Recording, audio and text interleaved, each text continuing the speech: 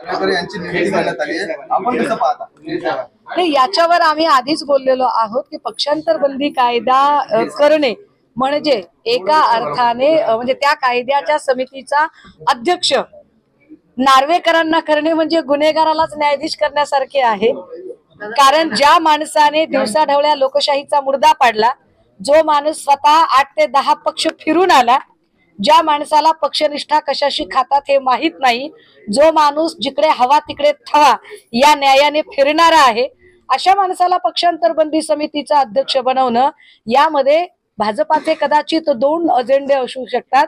त्यातला एक, तोडाफोडीच्या राजकारणाला आणि भाजपच्या या सगळ्या षडयंत्रांना राजकीय अधिमान्यता देण्याचा जो नार्वेकरांकडून प्रयत्न होतोय, त्याची बक्षिसी देणे आणि त्याच वेळेला उपयोगिता संपल्यानंतर त्याला संपवणे, ही जी भाजपाची यूज अँड थ्रो पॉलिसी आहे, त्यानुसार नार्वेकरांचं संपूर्ण राजकीय कारकीर्द संपुष्टात काढणे।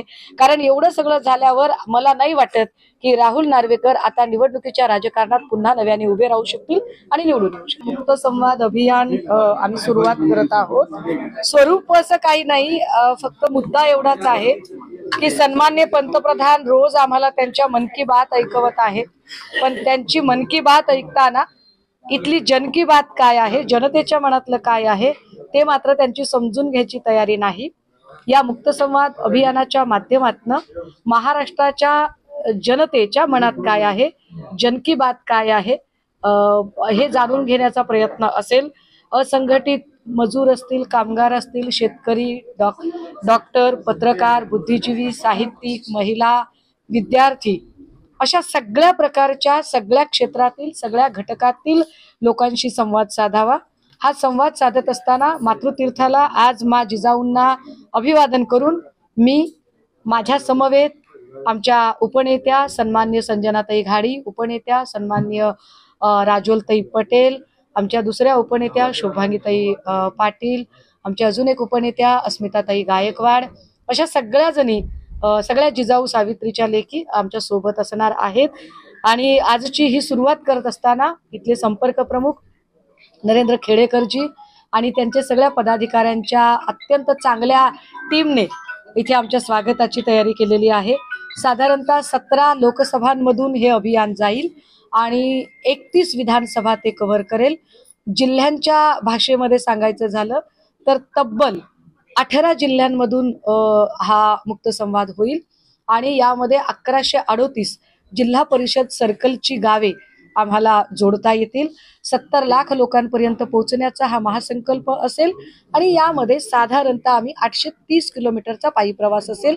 कुठल्याही लक्झरी सुविधा न घेता आम्ही आमच्या टेंटमध्ये राहावं आणि आम्ही आमचं अन्न खावं आणि लोकांशी बोलावं, लोकांचे प्रश्न समजून घ्यावेत यासाठी म्हणून। आणि महत्वाचं, ज्या स्वायत्त यंत्रणांचा गैरवापर करत ईडी, सीबीआय, इलेक्शन कमिशन ला हाताशी धरून ज्या पद्धतीने विरोधकांची मुस्करदाबी करण्याचा प्रयत्न चालू आहे, तर ही दडपशाही आणि सत्ताधाऱ्यांची मुजोरशाही हे लोकांपर्यंत नेऊन पोहोचवणं हाही एक उद्देश असेल। कुणावर गुन्हे दाखल होत नाहीत, तुमच्या सगळ्यांवर गुन्हे दाखल होतात। सत्ताधाऱ्यांना असं वाटतंय की खोटे गुन्हे दाखल करून केसेस करून ते आमचा आवाज दाबू शकतात, मात्र ते प्रचंड भ्रमात आहेत, गैरसमजात आहेत। त्यांना हे माहीत नाहीये की सगळेच लोक सत्ता लोलूप नसतात, सगळेच लोक पैसा, खोके, गद्दारी, विश्वासघात या शब्दांनी पछाडलेले नसतात। काही आमच्यासारखे निष्ठावानही असतात जे विचारधारेशी बांधील आहेत। बांधील आहोत म्हणून तर मातृतीर्थावर आलो ना, नाही तर आम्ही कुठेतरी चमचमाट करत कुठेतरी सरकारच्या समोर आमचं चमकोगिरीचं आंदोलन दाखवलं असतं। आम्ही तसं नाही करत आहोत। आमची बांधिलकी आम्ही मा जिजाऊंच्या, मा सावित्रीच्या, मा रमाईच्या, अहिल्यादेवी होळकरांच्या, तारा राणींच्या आम्ही लेकी आहोत, म्हणून आम्ही इथं आहोत। संदीप राऊतांवर पण ईडीची झाली, किशोरी पेडणेकर हे ईडीच्या कार्यालयात आहे, काय सांगाल आपण? त्याने काय होतंय, मेडल आहेत आमचे, ज्या अर्थी फक्त याच लोकांवरती ईडी येते, त्याचा अर्थ असा आहे की निष्ठावान लोकांना जाणीवपूर्वक त्रास दिला जातो।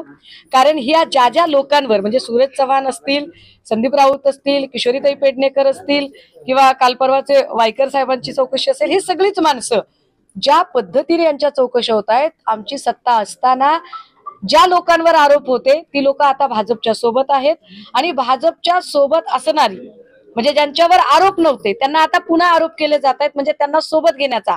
म्हणजे समजा जर रवींद्र वायकर साहेबांनी जर भाजपमध्ये आता प्रवेश केला, आता 2 दिवसांनी कदाचित जर ते म्हणाले की नाही बाबा आता मी कंटाळलोय आणि मला प्रवेश करायचा आहे, तर कदाचित मग भाजप विसरून जाईल.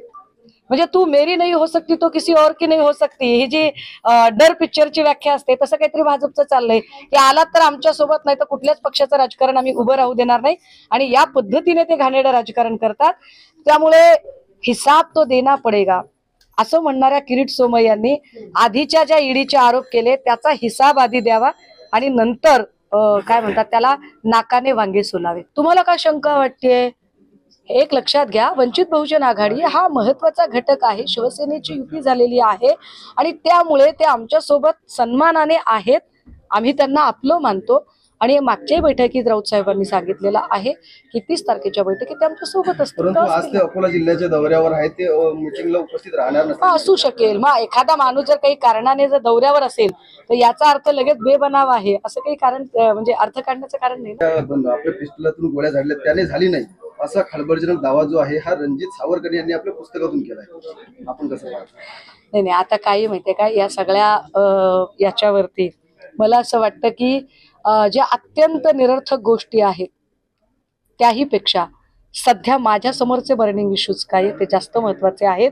इथे जर मी आता विदर्भामध्ये आहे तर इथल्या सोयाबीनच्या शेतकऱ्याचे काय हाल आहेत, कापूस शेतकऱ्याचे काय हाल आहेत, इथे पीक विमा मिळालेला आहे का, शेतकऱ्यांच्या प्रश्नामध्ये त्यांच्या पीक कर्जाचं काय झालेलं आहे, नोकर भरतीचं काय झालं, कंत्राट भरतीचं काय झालं, पेन्शनर योजनेचं काय झालं, एवढे सगळे प्रश्न माझ्यासोबत असताना, त्या प्रश्नांचं थैमान असताना इतिहासातला कुठला तरी मुद्दा जाणीवपूर्वक 2 समाजात 2 जाती 2 धर्मात तेढ निर्माण करणारा तो घेऊन मला अजिबात राजकारण करायचं नाही. ज्यांना विकासावर बोलता येत नाही, लोकाभिमुख प्रश्न सोडवता येत नाही, तशी माणसं हे सगळ्या गोष्टी करतात. मला असं वाटतं की जे प्रश्न माझ्या पातळीचे आहेत त्याची उत्तरं मी निश्चितपणे बैजवार देईन. जो प्रश्न माझ्या पक्षश्रेष्ठींच्या पातळीचा आहे त्यावर मी उत्तर देणं संयुक्तिक नसेल. जागा वाटपाच्या फेऱ्या चालू आहेत. आज अजून एक दुसरी महत्वाची बैठक होते आणि आजच्या बैठकीत अजून काही चर्चा होईल आणि जागा कुणाच्या किती असतील यावरची अधिकृत घोषणा करणे हे सर्वस्वी पक्षश्रेष्ठींचा अधिकार आहे. त्यामुळे मी त्यावर भाष्य करणे उचित. महाविकास आघाडीमध्ये आंबेडकर शिवसेनेच्या प्रवक्त्या आहेत ज्योती वाघमारे यांनी केली आहे. अशा काही लोकांवरती आपण बोलू नये. नारायण राणे यांना मराठा समाजावर बोलण्याचा अजिबात नैतिक अधिकार नाही आणि त्यांना शिवछत्रपतींची अस्मिता वगैरे सुद्धा उच्चारण्याचा अधिकार नाही. शिवछत्रपतींची अस्मिता जर नारायण राणेंकडे असती तर भगतसिंग कोश्यारी ज्या वेळेला छत्रपतींच्या अवमानकारक बोलत होते तेव्हा त्याच्या विरोधात त्यांनी स्टँड घेतला असता. त्यांना ओबीसींवरही बोलण्याचा अधिकार नाही, कारण ओबीसींबद्दल गेल्या 9 महिन्यात त्यांनी एकही भूमिका घेतली नाही. आत्ताची नारायण राणेंची जी स्टंटबाजी चालू आहे ती फक्त आणि फक्त राज्यसभेची कारकीर्द संपत आलेली आहे. त्यामुळे भाजपावर एक प्रेशर क्रिएट करणं आणि राज्यसभेचं कंटिन्युएशन मिळवणं यासाठीची चाललेली धडपड आहे. याच्या पलीकडे काही नाही. दावा सांगणारे का म्हणजे आमचीच जागा आहे ती. विधानसभेची जागा आमची आहे, लोकसभेची जागा आमची आहे. आमचे नरेंद्र खेडेकर जी इथे दिवसरात्र मेहनत घेत आहेत. तुम्हाला शंका का वाटते? काँग्रेस आग्रही असल्याचं बोललं जातं. नाही, आग्रही हे बघा, महाविकास आघाडी म्हणून सगळे आग्रही असतील, पण उमेदवार ज्या वेळेला दिला जाईल त्यावेळेला तो उमेदवार महाविकास आघाडीचा उमेदवार म्हणूनच सगळे प्रचार करतील. पण बुलढाण्याची जागा ही पारंपरिक शिवसेनेचा मतदारसंघ आहे आणि तो शिवसेनेकडेच राहणार आहे. निश्चिंत राहा. उमेदवार कोण असणार? त्यांना जात विचारण्यात आली, त्यांनी त्या ठिकाणी फोन लावले. जात विचारणं योग्य आहे? नाही, हे फार वाईट आहे की काल मीही बघितलं की माझ्या माहितीप्रमाणे, माझ्या आकलनाप्रमाणे जात जन्माने मिळते, परंतु सध्या जे काही चालू आहे 100 रुपयाचा फॉर्म भरून जात लावायची असं काहीतरी ते जे चाललेलं आहे ते काही पटत नाहीये. आणि जात विचारणे हा निश्चितपणे जर कायद्याने गुन्हा असेल, मध्ये कुणीतरी एक अतिशय अर्धवट कुणीतरी स्वतःला अभिनय क्षेत्रातली म्हणवणारी कुणीतरी फार अर्धवट मुलगी होती, ती पण असं काहीतरी बोलत होती. पण या सगळ्याच गोष्टी चुकीच्या आहेत. असो, मला असं वाटतं या सगळ्या प्रश्नांमध्ये पत्रकारांनी एखादा प्रश्न तरी लोकाभिमुख विचारावा. लोकांचे प्रश्न काय आहेत त्यावर बोलावं. हा काय बोलला, तो काय बोलला यापेक्षा आणि नुसतेच प्रतिक्रियावादी होण्यापेक्षा आम्ही काय कृती कार्यक्रम घेऊन येणार आहोत यावर चर्चा झाली तर मला जास्त आवडेल. बुलढाणा पातळीचे आहेत त्याची उत्तरं मी नाही दिली पाहिजे. प्रकाश आंबेडकरांनी या ठिकाणी ऑफर दिली एकनाथ शिंदेना की उद्धव ठाकरे सोबत आहेत, तुम्ही पण सोबत आहे, असं पाहतो. ठीक आहे ना, त्यांनी ऑफर दिली, चांगली गोष्ट आहे.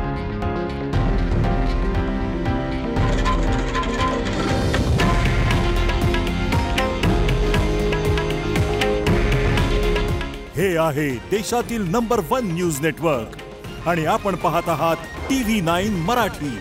काळजी तुमची, हित महाराष्ट्राचं.